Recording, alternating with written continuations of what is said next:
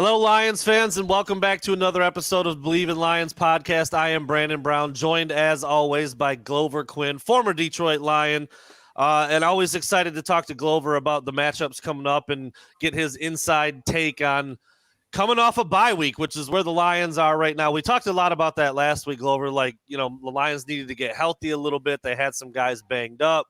You talked about how it is, having to buy early in the season versus late in the season, young guys versus – there's so many things that go into it. But now the Lions are back kind of getting after it. They've had a little extra time. According to people around the facilities, everybody's ready to go. Brian Branch is back. Frank Ragnow is back. Everybody feels healthy. Sounds like Derek Barnes is going to be out for some time. But the guys that were missing last week that were focused on, Brian Branch and Frank Ragnow especially, are good to go. When you hear that as a starter, whether you're playing in the secondary, you're on the offensive line, or you're on the other side of the ball, what does that do to your mental when you're like, okay, our all-pro center's back, our young budding star DB is back? Like, what does that do to the whole team when like you guys are at full strength? Well, I mean, it only makes you feel better going into the game. You come off of a game against Seattle, a team that has been, ruling the Lions for the last few years, right?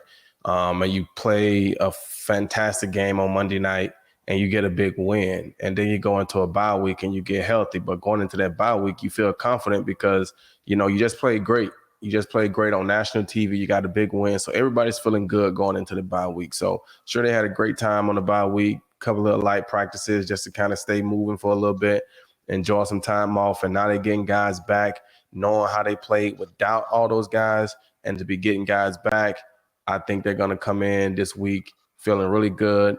And I mean, this is a big game against Dallas Cowboys, right? We all know what happened last year up in Dallas. We all know what happened in 2014 season when we played Dallas in the playoffs. We all know the history of the Lions and Dallas, and it's always in Dallas. And just so happened, we got to go back to Dallas this week. So I think they're going to be excited.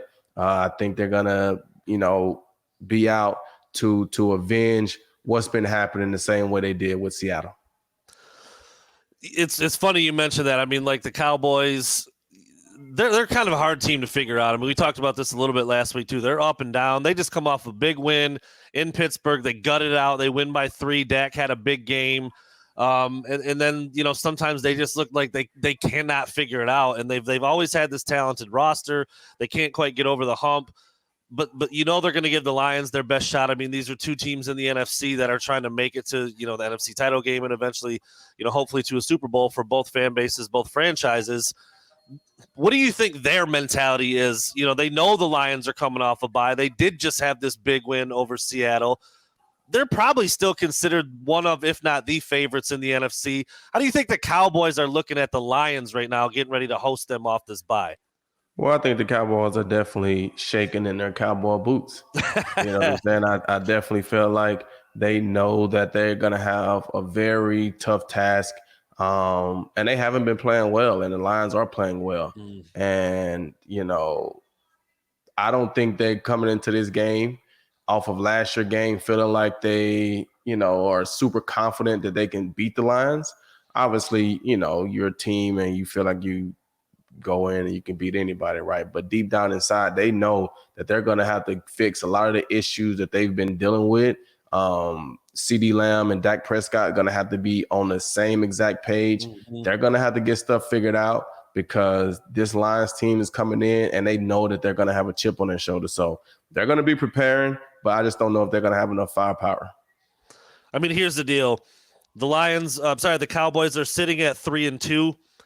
I think you can make an argument that all 3 of their wins are against non-playoff teams. They beat Cleveland, they beat the Giants, and they beat Pittsburgh. We'll see how the season plays out, but nobody's picking those 3 teams to make deep runs in the playoffs or make the Super Bowl or title games or anything like that. They got smacked by the Saints when the Saints were playing really, really well right out of the gate, and they lost a close one at home against Baltimore. So I think, with the Cowboys being at home, you mentioned Dak. He's had a pretty decent year so far, 5 games in. Again, coming off a big game, 352 yards passing at Pittsburgh. But again, just a 3-point win. They didn't score a lot of points. When you think of Dak, like there's always this debate, like where he belongs in the hierarchy of NFL quarterbacks. Where do you put Dak Prescott? And how much are you worried about him as a DB and how he can hurt your defense? I mean, I think if you put quarterbacks on tiers and you got, tier 1, tier 2, tier 3, I think Dak Prescott falls at tier 2. I don't think he's a tier 1 guy, but my criteria for tier 1 is going to be the guys that are like Patrick Mahomes, right? It's not going to be a lot of guys that I'm putting tier 1, but it's going to be those guys that are top of the league. They're getting deep in the playoffs every year, playing in Super Bowls, doing things like that. And then the majority of the league for me will fall into tier 2, just because I just feel like, that's still a great brand of football. There's not a lot of just great quarterbacks walking around on the streets. Obviously, if they were, they'd have jobs, right? So I'm going to put tier 1 as just the top guys, like I say, Super Bowl guys that have been doing it at a high level. And then most of the other guys are just fall into tier 2 for me. And then tier 3 would be like, the bottom guys, that just really aren't playing well or, haven't proven themselves yet. I put those guys down in bottom 3. So Dak will be a tier 2 guy for me. Definitely a credible quarterback. Obviously just got a big deal. Definitely somebody that can put up, and when he's on fire, he's on fire. I just think right now, they haven't had a lot of time together to work out their kinks coming up, right? CeeDee Lamb missed a lot of time in the offseason with contract issues. Dak Prescott has had his stuff going on. And so I think they just haven't had a lot of time. And I think when you're coming off of big deals like that, Dak got a big deal, CeeDee got a big deal, they feel pressure from the outside. They feel pressure from the media. They feel pressure from the inside now because they are the guys. They want to perform a certain way. Dak want to perform a certain way.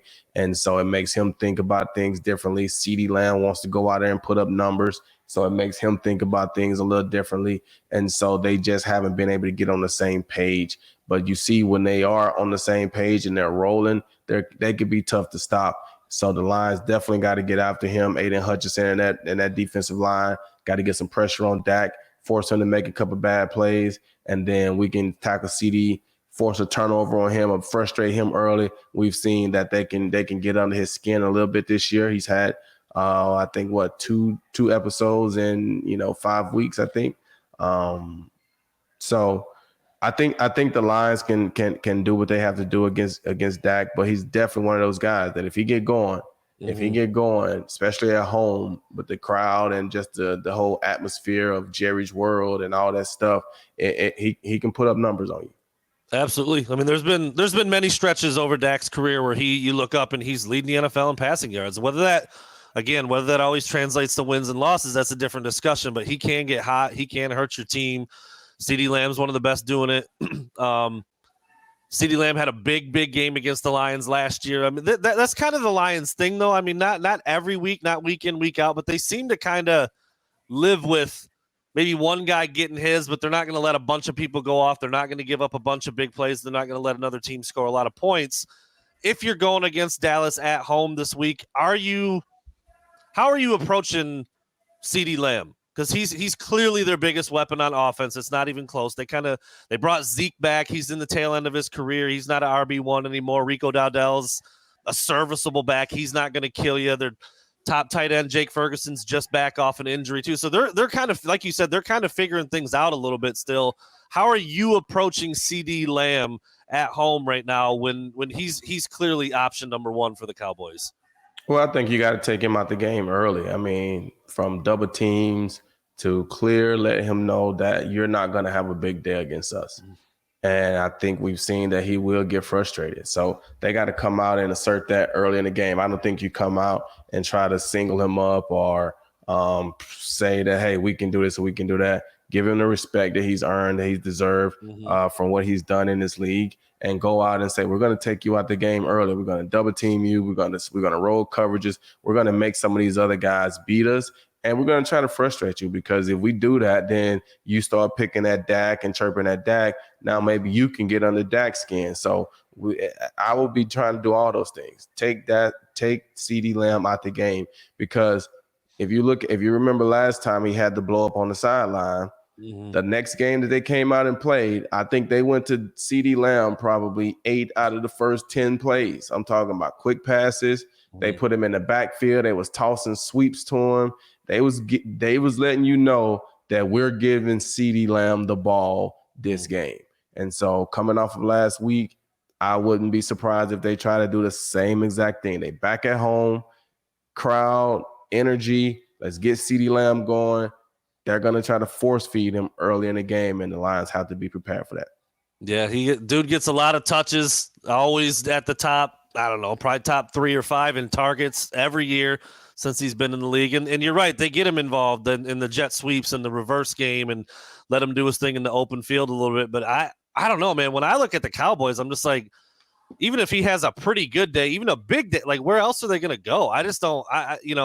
That's what I'm saying. I think that's why they're up and down sometimes, and they're still ironing some things out a little bit. And I mean, Detroit's the better team. I mean, I think everybody would say that. I mean, they're favored by 3 on the road. I mean, there's a reason for that.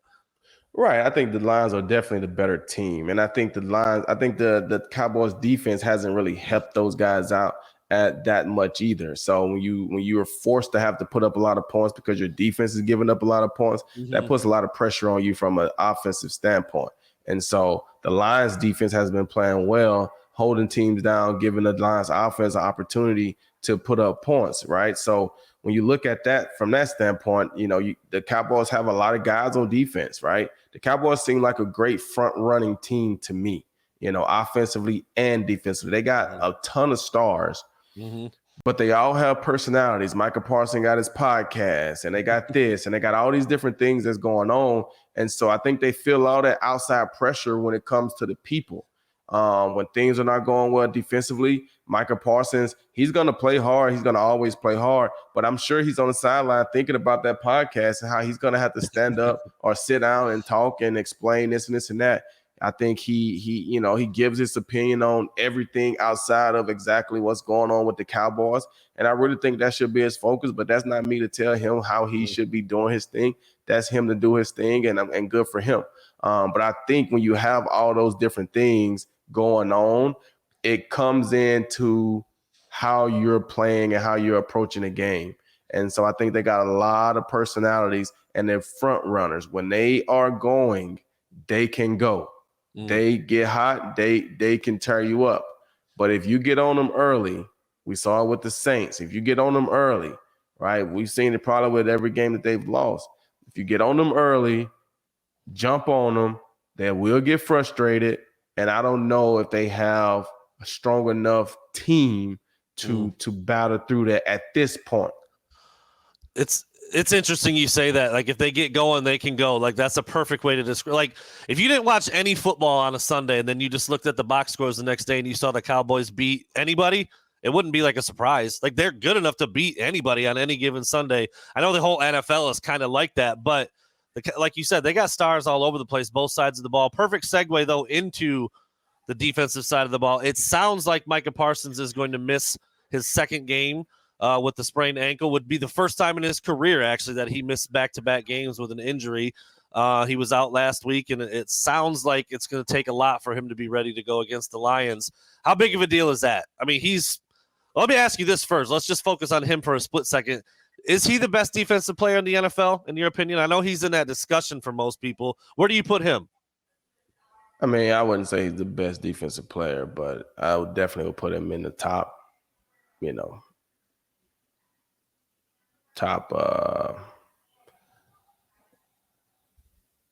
top category, top tier, I'll say. Because, it's different for me as a former player, right? It's different for me because I look at it so many different ways. And I feel like so many times we want to put the best player as a D lineman, or you want to put him at, like, there's a lot of great players. You got linebackers, you got some secondary guys, you got safeties, you got, I know Micah Parsons and the D lineman, they make a lot of sacks. And, it's I can't remember the last time we saw a defensive back win defensive player of the year, right? I mean, it happens very rarely. Most of the time it's going to go to one of those D linemen that's getting a bunch of sacks, right? That's what we put a lot of value into that. And so Micah Parsons is definitely one of those guys. but I don't think he's got that crown yet as a defensive player of the year. And TJ Watt has been doing it and got several, defensive player of the years. And so I can't put him over TJ Watt at this moment. So I definitely wouldn't call him the best defensive player in the league, but he's definitely one of the top guys in the league, and you have to know where he's at. And so if he's not going to be able to go this week for the Dallas Cowboys, that's definitely going to be a huge, huge lift for the Lions. We can't come out and, disrespect or disregard the other players that they're going to put in there, because they're all NFL players and they can take over a game. If you all know, and I will say this, most NFL players, and I'm not talking about first rounders, but most NFL players, they get their chance when people get hurt. Most of these guys, well, all of these guys have been superstars their entire lives for the most part. College, high school, they've been the guy. And now they're in the NFL, but they're behind another guy. And once that guy go down, now I get an opportunity to play. And sometimes those guys take advantage of that. And not saying he'll take Micah Parsons' spot, but you can't overlook who they put in there. That's how I got my first start. Somebody got hurt in front of me. I got a chance to start, and I never gave it back. I started every game that I played in for the rest of my entire career. So Tom Brady got his start. Somebody got hurt. Tom Brady goes in. Like, that's what happens most of the time. Guys get hurt. Another guy gets to play. And if they're ready for the moment, it could change their whole career. So the Lions got to show up understanding that these are still NFL players. And without Micah Parsons, they won't be as strong, but they can still be a strong defense. That's an incredible point from your vantage point. But there's no doubt. I mean, every team's coming in when they play Dallas. They're like, "Where's 11 at?" You got a game plan for him. He can be a game wrecker, especially if you got to drop back and throw it a bunch. I actually think the Lions are like tailor-made to play against a dude like Micah Parsons. He's not bad against the run, but he makes, like you said, he makes his hay getting after the quarterback. And the Lions have everything to neutralize that. They have a strong run game. They have really good tackles. Jared Goff is really smart about getting rid of the ball. Oh, we lost Glover. We had a camera malfunction. He'll be back. There he goes. But there's no doubt that with him not in the lineup, if he can't go with his ankle injury, that it makes life a little bit easier. But I think that's a really cool point. The fact that, guys are, I'm not going to say guys are hoping for that to happen. I'm sure nobody wants their teammates to get hurt, but the fact that you say that guys really will look to jump on an opportunity and capitalize whenever somebody goes down in front of them, really could be like life-changing, like you said, life-changing and career-changing. That's interesting. Do you remember? I don't know if you want to put it out there on blast, but do you remember how exactly it happened for you? Who was it, and like what part of the week? And then you're like, oh man, like this is my chance right here. Oh yeah, I mean, we was in week 4 going into playing against the Oakland Raiders at the time, and we hadn't been playing great football from a defensive standpoint. And so Jock Reeves was the corner. He was a guy that the Texans had signed from the Dallas Cowboys, actually. And he had broke his leg, I think, at the beginning of the training camp. And so he had came back, and we wasn't playing great. And they told him, hey, if you can walk, you're starting. And so he was slated to be the starter. And then we go out to practice on that Wednesday, and he goes to catch a ball, and he breaks his pinky. Oh, wow. And so now they had benched a couple guys. Jock had got hurt again. So we show up on Thursday morning, and I'm walking on the practice field, and the coach come up to me, and they hadn't said anything to me about it the whole morning. One coach came to me and told me that they was thinking about starting me, but the DB coach, the D coordinator, nobody said like, hey, you're going to be the guy, right? And we're walking on the field Thursday practice, and the DB coach calls me over and calls the other guy, and he's like, hey, we're going to start GQ this week. He even said, it's like, hey, it's not my decision, but we're not playing great, so I don't really have a say-so in the moment. So GQ's going to start, yada, yada, yada. And so I left there, and I was feeling like, wow, my own coach didn't even want me to start, but whatever, right? So I left there. I go out to start warming up. The D coordinator comes to me, and he's like, hey, we're going to give you an opportunity to start this week. Don't give us a reason to take it back. And generally when I tell that story, now that I'm retired, I'm like 156 games later, I never gave him a reason to take it back. So that's kind of how it happens. Guy got hurt. He came back. He was going to be the guy. Next thing you know, he got hurt again. They needed me. I came in. I played well against that game that year. They had Jamarcus Russell. They had just drafted Darius Hayward-Bay, the fastest guy in the combine at the time, and I was the slow corner. And I was on Hayward-Bay. I think I gave up 2 catches for like 14 yards or maybe 20 yards. Had like 7 tackles, a couple of TFLs, just played with great energy. And so I got to start the next game. And when he came back, I still would start, but we would rotate a little bit. I would start and play, and then he would come in. But every time he came in, it was like they took him up top every time. And it got to the point after about 3 or 4 games where they were just like, hey, we're not going to rotate anymore. You're going to be the starter the whole time. And so that was it. That's so cool, man. What a story, man. Let's hope that Dallas doesn't find their version of Glover Quinn on Sunday when the Lions take on the Cowboys, and likely Micah Parsons is not out there. It's early in the week, like his designation right. I don't even know if they have a designation yet this part of the week. I can't. You know better than that than I would on that, but I think the local Dallas news is saying it would be unlikely for him to be ready to go this week against the Lions. So there you have it on that.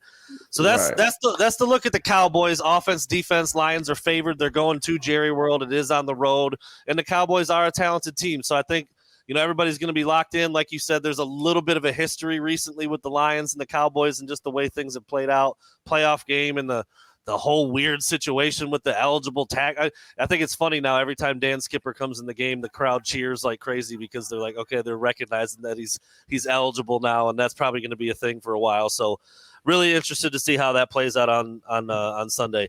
Last thing I want to talk about is kind of a bigger picture deal. Glover, you're there in Houston, right? You're in Houston.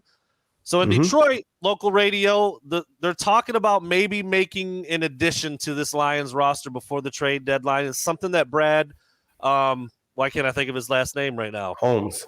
Brad Holmes, couldn't think of his last name. Brad Holmes has not done a lot of. He's drafted phenomenally. Free agents have been hit or miss a little bit here and there in the offseason, but he hasn't done a lot of trade deadline, big move type of stuff since he's been in the front office. And with Marcus Davenport being done for the year now, there's some talk that maybe get another pass rusher to go opposite Aiden Hutchinson. He's been wrecking games. He's leading the NFL in sacks, even though they didn't even play last week. What's your thought on how that can be good and bad? I mean, obviously, if you inject a bunch of talent into a team, that's a good thing. But I would imagine it can do some different things for team chemistry, rotation stuff, locker room stuff. You may have to give up something you didn't really plan on giving up. What are your thoughts on adding another pass rusher to help out Aiden and just like the bigger picture, how that can affect the team that's playing pretty damn well right now? I don't think it'd be that big of a deal. I think Brad Holmes is a veteran, guy, Dan Campbell. I don't think they'll bring in a guy that they feel like could be a cancer or not a fit for what they are doing. They seem to be like really, really big on that too. Like there's guys in the past where they're like, go get him. And they don't. Like they're not going to screw it up if they don't have to. Yeah, I mean, because that means a lot. Just because you get a good player, if he don't fit with what we're doing, he don't fit with the other guys, it's not going to work out how you want it to work out. So I think they'll do a good job of getting somebody that fits, that plugs in how they need to be. At this point in the season, I don't think they're a good team already, so I don't think they're going to be giving up a lot of stuff to get somebody. I think they feel confident in who they have right now, and they feel like they can make a run. So I don't know what they have draft pick-wise, but I don't think, they're going to be trading any of their stars or, anybody really player-wise to get somebody. It could be, like I said, a couple of draft picks depending on what they have. But I don't know. I think it's going to be tough at this point because to get a good guy, a big-time guy, and then, like I said, I don't know the salary cap situation and things like that. But like I said, at this point, you just got to trust the GM, trust the head coach, and know that they're doing the right things for the team, and they'll make the move that they feel is appropriate. But I don't think it'll affect the team. And I think if he comes in and he's working exactly like they expect him to, I think he'll fit right in with the players, and they won't miss a beat. Put you on the spot a little bit. Do you think they should? I mean, do you think they need that to make a run, to get over the hump? I mean, they made it to the NFC title game last year. They're obviously a good team, but they went out and got Davenport this year to help Aiden Hutchinson, and now he's done for the year. So it's almost like you didn't make that move. Should they do it again? Should they re-up and try to find that? I mean, probably so. I mean, I think you definitely need to have something in your back pocket because, injuries are always there. Somebody else can get injured and go down. So I definitely think you got to have enough depth to where you can go out and compete. So I think if the opportunity is there, they definitely need to jump on it and make something happen. But like I said, I think they feel confident in the guys that they have, but you can never have too many good guys. There you have it. He's Glover Quinn. I am Brandon Brown. The Lions will be in Dallas. I think that's a 4:30 kick this week. Lions in the late window. They're at Jerry World, favored by 3, looking to get to 4-1, and looking to send the Cowboys down to 3-3. And by the way, real quick, NFC North is the only division in football right now without a team below 500. So it's a battle right there too, man. The Lions, Vikings sitting there at 5-0, Green Bay and Chicago both at 3-2. So it's early. I'm not going to call this a must-win for the Lions, but it's big, man. That's a competitive division that they're in, and you don't. What do you?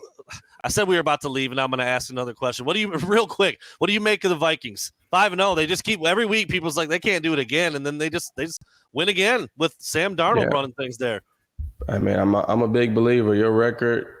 You are what your record says you are. So right now they're 5-0 football team, so they're playing well. They're finding ways to win, right? They could easily be 0-5. They could find ways to lose in the NFL, but they're finding ways to win. And so I think you have to put some respect on that. To get 5-0, there's not a lot of teams that can be 5-0 right now. So you have to respect it. They've been playing well enough to win, finding ways to win, they beat some good teams. They beat the 49ers, and I guess we thought the 49ers were good. I don't think they're as strong as we thought they were, but they beat those guys. And so I think they beat another tough team or a team that we thought was tough. Who was it? I'll pull up their schedule if you want to keep talking about them for a second. But like I say, I'm a big believer in you are what your record says you are. So if they're 5-0, then they're playing well. They're doing the right things in the crunch moments to come out on the upside of those games. They absolutely smacked the Texans 34-7. The Texans, right there in Houston. Yeah, so they put a whooping on the 49ers, and they came back and beat the Texans. So they haven't just been beating low caliber teams. They've beat some good teams, and so they definitely serious. I think the Lions get them next week. So we're going to go take care of Dallas this week and get ready for a big division showdown. Minnesota also won in Green Bay and beat the Jets. So, they're beating good teams. Like, you're right, man. 5-0 is 5-0, and they're not doing it against slouches. So, got to respect the Vikings right now. There you have it. A little longer than we meant to, but he's Glover Quinn. I'm Brandon Brown. We'll see you guys next week. Peace.